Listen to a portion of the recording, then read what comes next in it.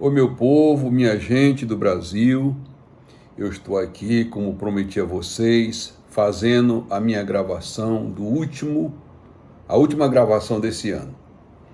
Eu quero aqui conversar com vocês hoje um assunto que já me vem incomodando há algum tempo, mas que eu estava adiando, até que aconteceu um episódio aqui em João Pessoa, na Paraíba, onde eu moro, onde foi implantado aqui na capital ônibus com ar-condicionado. Isso pode não ser novidade aí para o sul do Brasil, aí para o sudeste, né? Mas aqui para o nordeste, uma terra de gente pobre e sofrida, é uma grande conquista, né?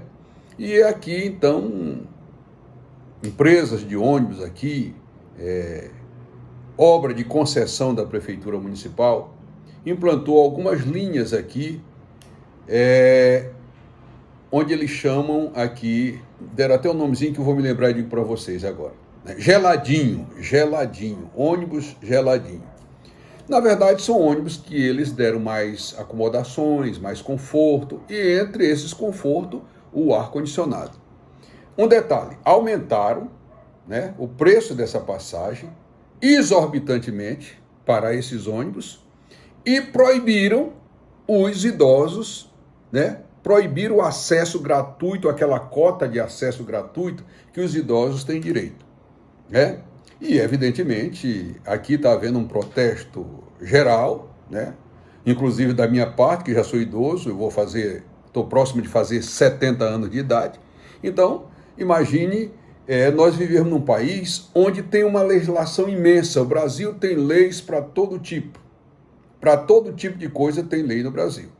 Embora a maioria delas não são nem sequer conhecidas pela população e muito menos respeitada pela população e por aqueles que, o poder público, que na verdade é o que é dita as leis. Então vejam, senhores, eu quero falar aqui bem rapidinho com vocês, para não cansar vocês, em direitos dos idosos.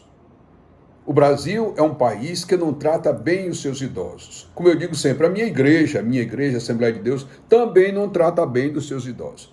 Essa semana eu fiz um pronunciamento aqui e disse que os pastores só têm valores, desculpem, para as igrejas quando eles têm vigor. Eu até comparei eles com uma carreira de jogadores de futebol, que só tem valor enquanto tem aquele vigor para dar produtividade. Pastor, a mesma coisa. Quando o pastor envelhece, né, a igreja não quer mais ele, manda ele desocupar a casa pastoral, a convenção esquece ele, muitas vezes paga uma premenda muito indigna, como a maioria das nossas convenções no Brasil, e é um homem esquecido. A mesma coisa são os idosos de forma geral. No Brasil, nós idosos somos maltratados, esquecidos, desprestigiados, embora nós temos um código, um dos mais modernos do planeta. O Código do Idoso do Brasil, que é a Lei Federal 10.048 de 2000, o Código do Idoso, a Lei Federal 10.741 de 2003, é uma da legislação mais moderna, certo? E mais justa que nós temos no Brasil, certo? Mas, infelizmente, nada. Se você abrir o Código do Idoso, você vê que é uma lei muito justa, muito benéfica para as pessoas que já estão na terceira idade. Mas, infelizmente, no Brasil, isso não é respeitado. Para os irmãos terem uma ideia e os amigos terem uma ideia, a nossa própria Constituição, velando pelo princípio da dignidade da pessoa humana, essa nossa Constituição, ela, no seu artigo 230, ela vaticina o seguinte: a família, a sociedade e o Estado têm o dever de amparar as pessoas idosas, assegurando sua participação na comunidade, defendendo sua dignidade e bem-estar e garantindo-lhes o direito à vida. Isso é um preceito em norma constitucional brasileira, né? Nós temos, por exemplo, além da Constituição Federal, nós temos o Estatuto do Idoso, que eu já falei aqui, a Lei 10.741 de 2003, né, uma lei federal. Temos o Código Civil, temos uma Lei Federal 10.048 de 2000, regulamentada pelo Decreto Federal 5.296 de 2004. Todos esses todos esses arcabouços jurídicos, todos esses diplomas legais, eles vêm de encontro ao amparo, à assistência ao idoso. Mas, na prática, isso não ocorre no Brasil. Vejam só os senhores que, por exemplo, o idoso, eu vou listar aqui, bem rapidinho, alguns direitos só dos idosos. Se você abrir o Código do Idoso, o Estatuto do Idoso, a Lei Federal 10.741/2003, você vai ver que é um elenco de direitos que os idosos no Brasil possuem. Por exemplo, tratamento com dignidade humana. Só basta você verificar os asilos, os hospitais e as residências no Brasil, como essa gente idosa é tratada. Medicamentos fornecidos pelo Estado. É o direito do idoso. Se o idoso não tem condições de pagar medicamento, cabe ao Estado fornecer. Estado aqui é a federação, certo? Pode ser a União, pode ser o Estado, pode ser o município.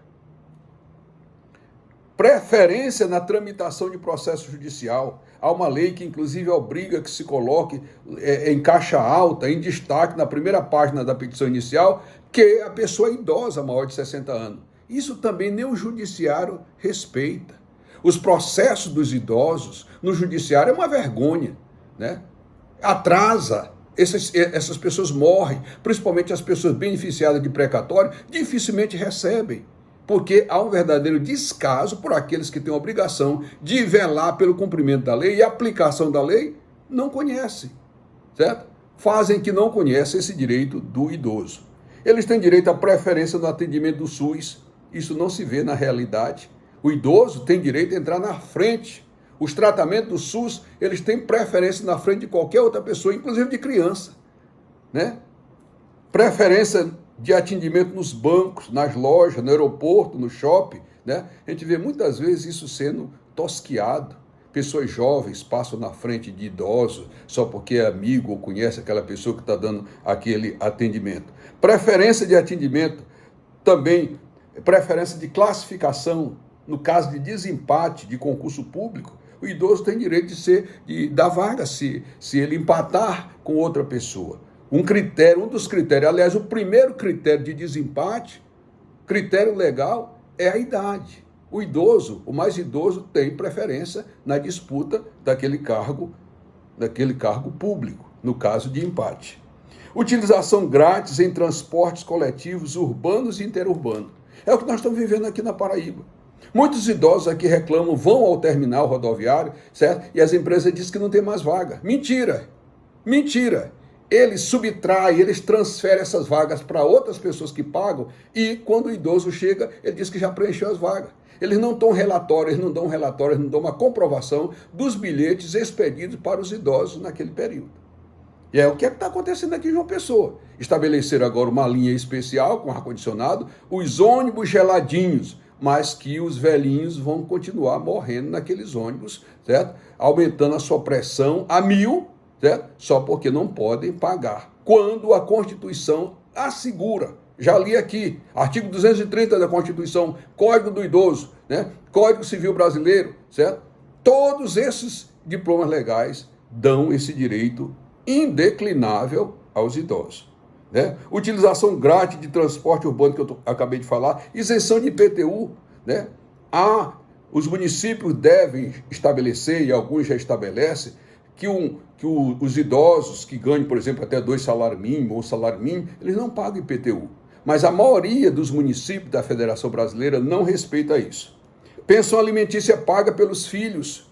Muita gente desconhece isso, mas se você é idoso, não tem condições, né? Vive a míngua, e o seu filho ganha bem, o seu filho ganha em dólar, o seu ganha em marco alemão, o seu filho é um empresário, vá para cima dele, procura um advogado, procura a Defensoria Pública e exija pensão alimentícia, porque a Constituição Federal do Brasil, certo, assegura aos idosos o direito de receberem pensão dos seus filhos, e nada mais justo, né? O outro lado não é verdadeiro? Os filhos não têm direito, né, de receberem pensão dos pais?